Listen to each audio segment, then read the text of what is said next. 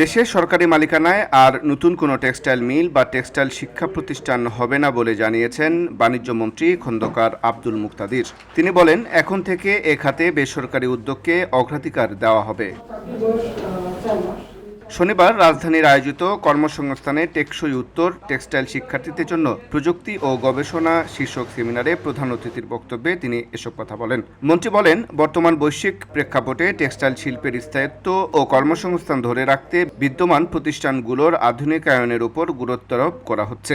নতুন সরকারি প্রতিষ্ঠান গড়ার পরিবর্তে বিদ্যমান মিল ও শিক্ষা প্রতিষ্ঠানগুলোকে যুগোপযোগী ও প্রযুক্তি নির্ভর করে গড়ে তোলার উদ্যোগ নেওয়া হবে বলেও জানান তিনি। আর নতুন করে কোনো টেক্সটাইল কলেজ বা টেক্সটাইল ইনস্টিটিউট আমরা করব না। আগামী দিনে আমাদের হাতে যে কয়েকটা ইনস্টিটিউট আছে, যে কয়েকটা ইঞ্জিনিয়ারিং কলেজ আছে, এগুলির কারিকুলামগুলি আমরা আজকের দিনের সাথে প্রাসঙ্গিক করব। নাম্বার 2 হচ্ছে এইটার ম্যানেজমেন্ট এবং রেগুলার বেসিসে কারিকুলামগুলিকে রিভাইজ করার জন্য, টেকনোলজির সাথে প্রাসঙ্গিক রাখার জন্য আমরা প্রাইভেট সেক্টরকে বিটিএমএ কে এবং প্রাইভেট সেক্টর মিলগুলিকে এটার সাথে যুক্ত করব। আর আমি যেটা চাই, বিটিএম এর কোলাবোরেশন, আপনাদের সক্ষম মিলগুলি 4-5টা সক্ষম মিলকে আমি একটা কলেজের সাথে যুক্ত করে দিতে চাই।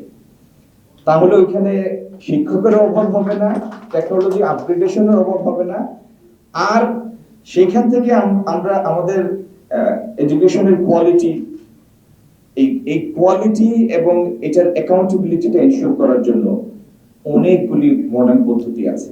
টেক্সটাইল খাতকে আরও আধুনিক ও কর্মমুখী করতে সরকারি উদ্যোগের পাশাপাশি বেসরকারি বিনিয়োগের উপর গুরুত্ব দিচ্ছে সরকার। সংশ্লিষ্টদের আশা, এই উদ্যোগ দেশের অর্থনীতি ও কর্মসংস্থানে ইতিবাচক ভূমিকা রাখবে। আনুর রাশাদ, ভিওডি বাংলা, ঢাকা।